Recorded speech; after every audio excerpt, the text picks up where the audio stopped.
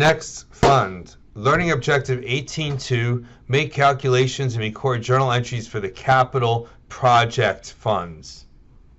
So capital project funds are also a governmental fund, and their purpose is to account for the acquisition or construction or both of major capital facilities. So if you're going to build a library, a fire station, a bridge, streets, highways, all this kind of stuff, you're going to have what's called a capital project fund.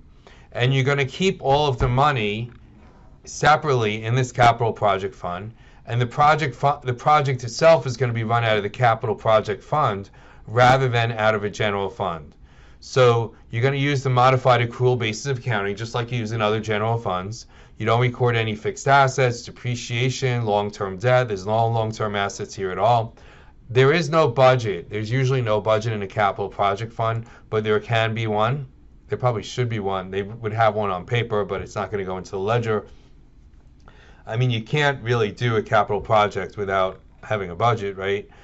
And you're going to prepare a capital budget in order to sell bonds and to control the project. And again, it says it may or may not be formally recorded. My understanding is it's usually not recorded, but you have to have a budget. You have to have some kind of budget for how much this thing is going to cost. And all of your capital outlays are going to be expenditures, interestingly enough, even though this is for a long-term project. So the long-term project obviously is a long-lived asset, and yet in the capital projects funds, everything that you spend is going to be an expenditure. So this account is considered to be temporary.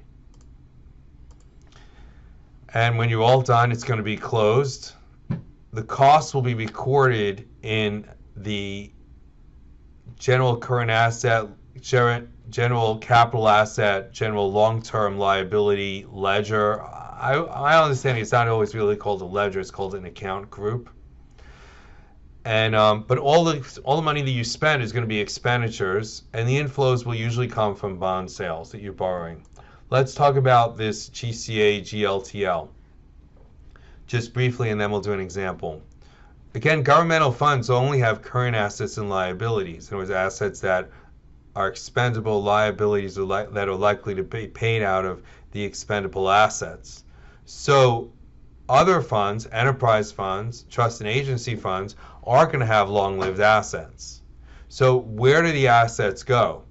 If you do a capital project and you build a building and you expend the whole building as an expenditure, eventually you're going to need to have real GAAP financial statements for the government-wide financial statements, and those are going to need to include all of your capital assets. So where are your capital assets going to be on your books if they don't go into the governmental funds? You have the same problem with long-term liabilities. Where do your long-term liabilities go on your books? Or how do they get into your government-wide financial statements if they're not in any of the funds? And in fact, they don't go in any funds.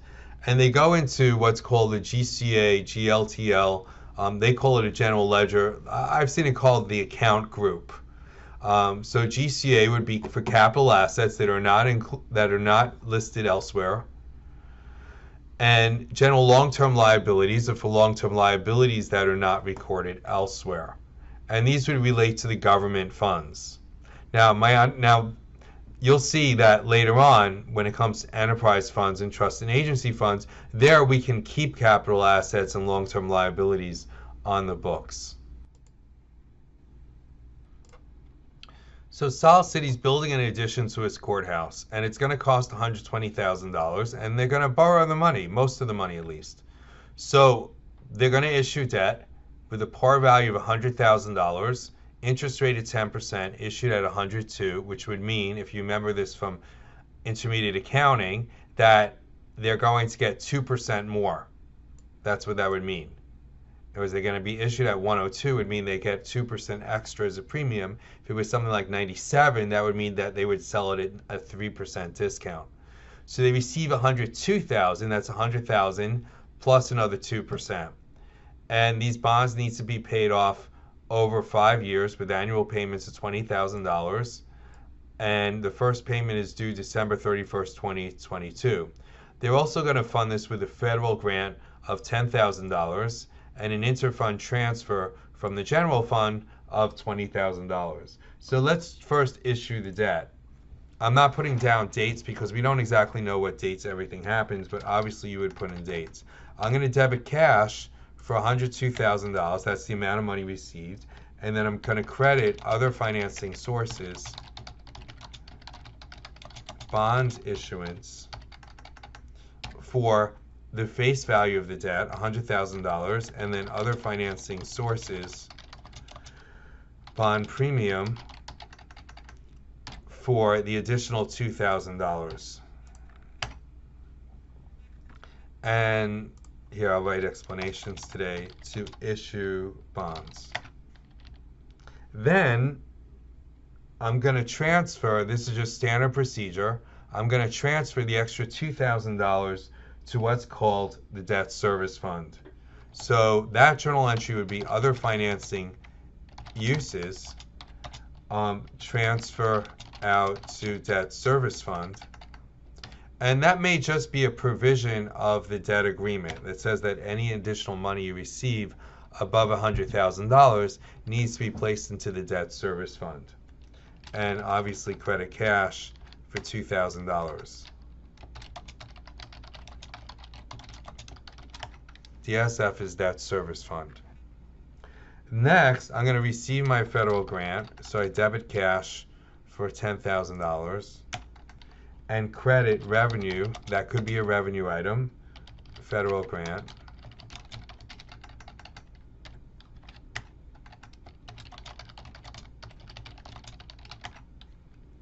and then I'm going to receive $20,000 from the general fund, or rather I'm supposed to. So when it's first budgeted, I would debit due from general fund,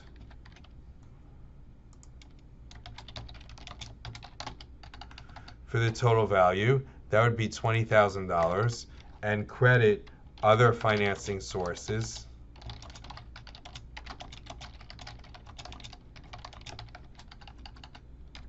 $20,000.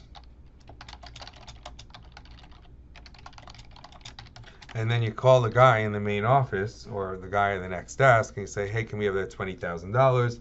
And they cut you a check or they transfer the money into your bank account and you debit cash for $20,000, credit due from general fund.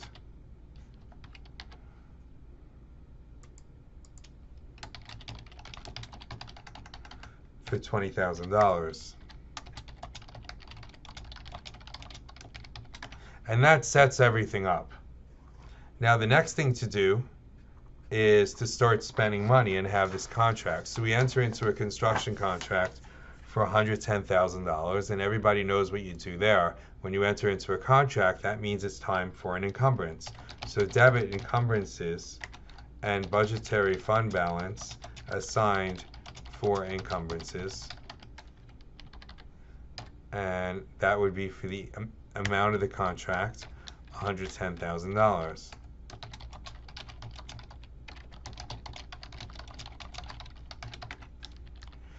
Then I'm going to actually spend the money, so let's reverse this, and I'll debit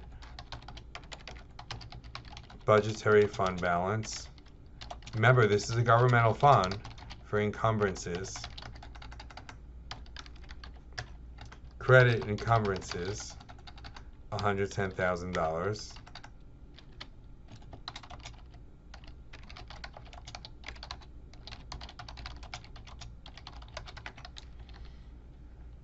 Then we spend the money, and it's actually $118,000. And by the way, there would be a gap here. This is when you sign the contract, and this is when you start to need to pay. So let's say we just pay for it all in one shot, and you should know from intermediate accounting that this doesn't happen. Usually you pay in installments. So we debit expense. First thing we're going to do is reverse our encumbrance, as we did. And now we're going to record the expenditures. Let's debit expenditures for $118,000. The $10,000 is going to be a contract payable retained percentage. So that's still a liability, but I'm not going to pay it yet. And I'm going to keep separate the basic contract payable of $108,000, which I'm going to pay momentarily.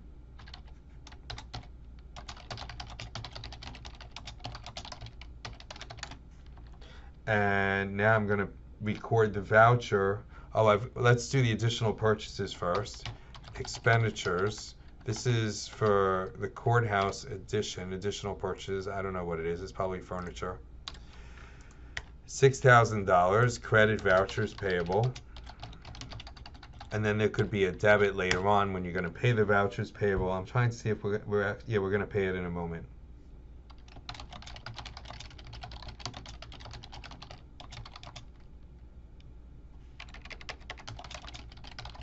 $6,000. And then I'm going to debit contract payable to pay off the basic contract of $108,000. I'm going to debit vouchers payable for $6,000 to pay this off, and then credit cash. And I have my own cash because I have my own fund, obviously.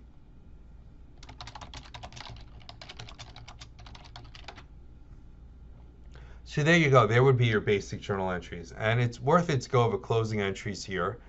The budgetary entries don't need to be closed because they've already been reversed. And remember, there was a whole hullabaloo about how to handle encumbrances at the end of the year. For capital projects fund, you're going to debit federal grant. And that's going to be we're going to basically all these temporary accounts are going to now need to be closed. So I'm going to debit revenue from federal grant for $10,000, debit fund balance unassigned. Not yet. Credit expenditures, sorry, for the total amount of expenditures. And the total expenditures were, let's see, $118,000 plus $6,000, or $124,000. And the difference between these, that would be $114,000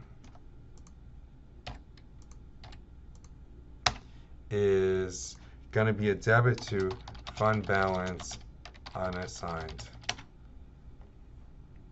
And this would be to close revenues and expenditures. Now, my other financing sources, so my revenues and expenditures are closed. My other financing sources and uses also need to be closed. Those are recorded up here. So my other financing sources, if you remember, we had the bond issue was one. So that would be a debit for $100,000. And then I had other financing sources, the bond premium for $2,000. And then those are going to go to fund balance unassigned.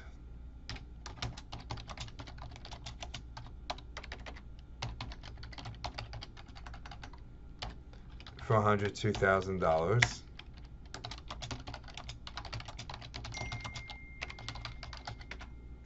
And then I've got other financing uses. No, I've got this other I've got this other financing sources transfer in from general fund right over here.